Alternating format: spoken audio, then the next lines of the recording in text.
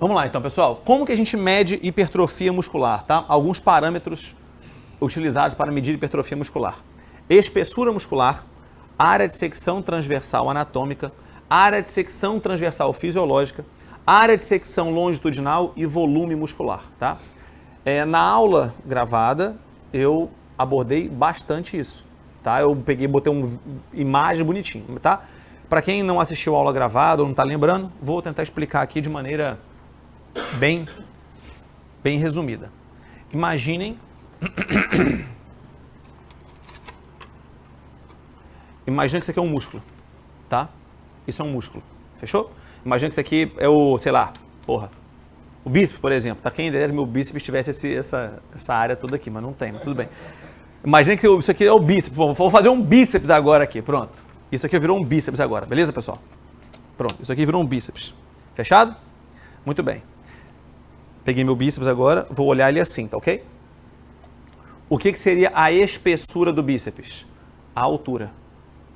Vou pegar a fáscia, a aponeurose mais profunda, a aponeurose mais superficial, vou ver a distância de um até o outro linearmente. Isso é a tal da espessura.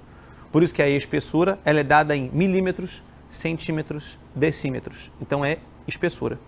Concorda que se eu pego um mesmo músculo do mesmo ser humaninho, que é o meu caso aqui, e eu for olhar a região mais proximal ou mais distal, ó, proximal e distal, nesse exemplo aqui, nesse modelinho, não são diferentes, óbvio. Mas concorda que se eu comparo com a região mais central do meu bíceps, a espessura aqui já é maior do que aqui? Conseguiu entender ou não, pessoal? Sim ou não? Muito bem, tá. Então, por que é importante ressaltar isso? Eu vou falar isso para a espessura e que também vai ser transferido para a área de secção transversal. Quando eu vou olhar um estudo científico que avaliou hipertrofia, que mensurou algum parâmetro de hipertrofia, especialmente espessura e área de secção transversal, eu preciso ver em qual região que foi avaliado isso. Porque, por exemplo, vão ter estudos que vão falar assim, ó, foi feita uma medida em 50% da distância, do acrômio até a fossa cubital. Então vai ser daqui até aqui, pega essa distância aqui e vem a metade, vai dar mais ou menos aqui. O outro estudo vai falar que foi feita uma medida de 70%, já vai ser mais aqui. O outro vai ser mais proximal. Então, talvez, às vezes, por isso, é que em um estudo deu diferença e o outro não deu diferença. Tá claro isso, pessoal? Vão ter estudos que avaliaram não somente um lugar, avaliaram vários lugares. Aí é lindo, porque você consegue, além de falar da hipertrofia daquele músculo como um todo, com uma unidade única, você consegue falar da hipertrofia heterogênea intramuscular. E é isso que a gente está buscando hoje, entender como que isso funciona, por que isso acontece. A ciência hoje ainda não é muito clara do porquê isso acontece. Porque eu tenho mais hipertrofia aqui do que aqui, em função do exercício.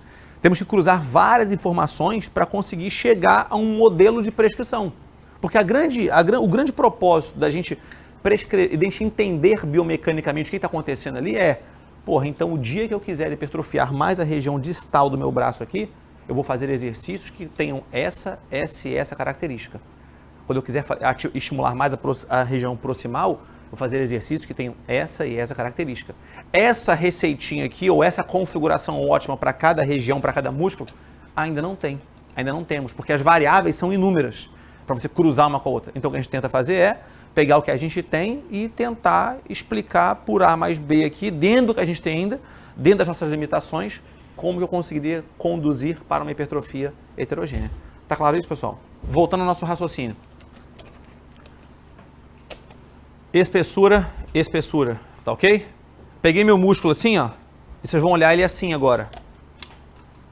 Quando eu olho para isso aqui, é a área.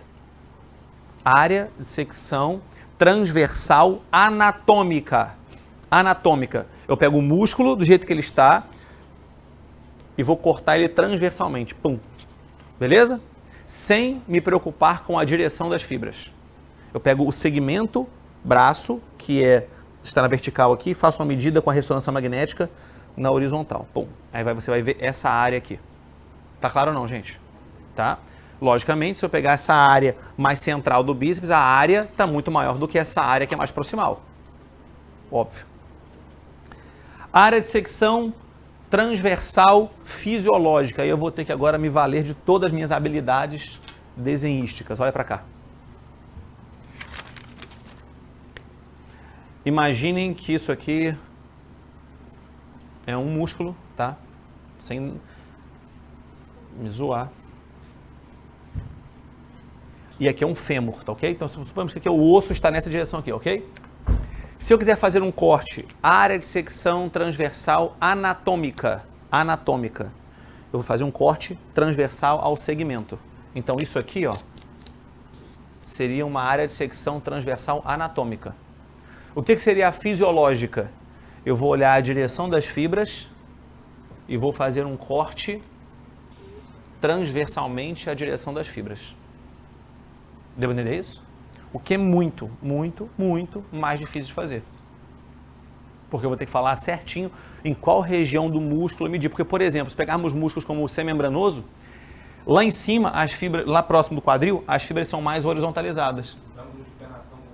Vão mudando, exatamente. E mais lá embaixo, ele vai mudando aqui, ó. Então você vai ter que descrever certinho onde você fez a medida. Não quero que ninguém aqui seja pesquisador que vá para um laboratório fazer isso. Quem não quiser fazer um mestrado ou um doutorado. Mas vocês têm que saber isso que acontece. Porque você pegar um estudo, tal estudo avaliou a área de secção transversal anatômica, o outro avaliou a área de secção transversal fisiológica, e você comparar um com o outro, é comparar a laranja com maçã. Não dá, aí tá virando zona. Tudo bem, pessoal? Tá? Então é importante falar isso. E o que seria o volume muscular, que é a última variável aqui? Faltou essa aqui ainda. Mas o que seria o volume? O volume é quando você faz várias medidas transversais,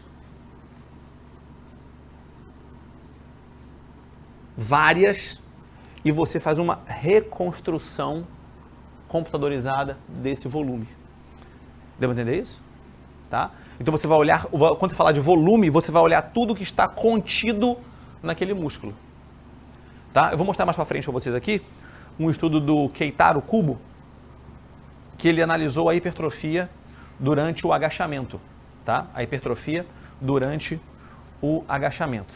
E lá nesse estudo, numa parte do estudo, ele coloca a área de secção transversal e na outra parte do estudo ele coloca o volume. Ele mediu das duas formas? É porque ele fez várias medidas de área para estimar o volume. Mas aquele dado que ele coloca na tabelinha do estudo dele lá é o dado de volume. Mas ele cita na parte... É porque na tabela está volume. Na parte escrita do artigo, está como área de secção transversal anatômica. Então você pensa, vai, fodeu, porque se ele falou uma coisa... Porque se ele falou que a área de secção transversal, ele tem que me dizer em qual região que ele mediu isso. Ele não diz em qual região que é. Então, na verdade, o que ele mediu foi o volume. Tanto que na hora de medida de volume, por ser volume, a medida de volume, ela é dada em centímetros cúbicos. O volume não é base, altura e profundidade? Então são 3. Se eu estou falando de área, é base vezes altura. Então seria centímetros quadrados. E se eu estou falando de espessura, que é uma medida só, é dada em centímetros. Ou milímetros. Entenderam isso? Cúbica, quadrática e linear. Fechado? Bacana. E o que seria... Gente, está claro até aqui? Sim, pessoal de casa, beleza, né? Tá. E o que seria a área de secção longitudinal? Essa talvez seja a menos avaliada na literatura, mas é muito importante. Meu musculinho está aqui. O musculinho está aqui, certo? A área de secção transversal. Transversal fisiológica, pega as fibras, transversal fisiológica. Longitudinal, vocês vão olhar assim. E vão olhar essa área aqui, ó. Entenderam isso? Longitudinalmente ao longo do músculo. Tá claro ou não, pessoal? Então, como se eu pegasse, em vez de cortar o meu músculo assim, eu vou cortar ele assim. E vou ver a área dele. Deu para entender? Longitudinalmente. Por que é importante saber isso? Se nós formos falar de hipertrofia, se vamos pegar definição de hipertrofia muscular, definam para mim, hipertrofia muscular. O que é hipertrofia muscular? Qual a diferença entre hipertrofia e hiperplasia? Vamos, gente, de casa. Bora. Qual a diferença entre hipertrofia e hiperplasia de uma célula? Não lembra? Hipertrofia, aumento do tamanho de uma célula. Hiperplasia, duplicação, aumento do número de células, tá? Então, no músculo, nós falamos que no músculo, até que se prove o contrário, o que a evidência nos mostra há décadas é que nós temos hipertrofia muscular. Tá? Não temos evidência que o treinamento induza uma hiperplasia, aumentar o número de células. Tá? O que você faz é aumentar o número de sarcômeros dentro de uma célula. Fechado? Tranquilo ou não, gente? Tá? Então imagine que a sua célula muscular, a sua miofibrila, agora eu vou desenhar uma miofibrila aqui, tá? Imagina que isso aqui é uma miofibrila. E lá dentro eu vou ter um sarcômero, outro sarcômero, outro sarcômero, outro sarcômero, outro sarcômero, outro e por aí vai. Tá?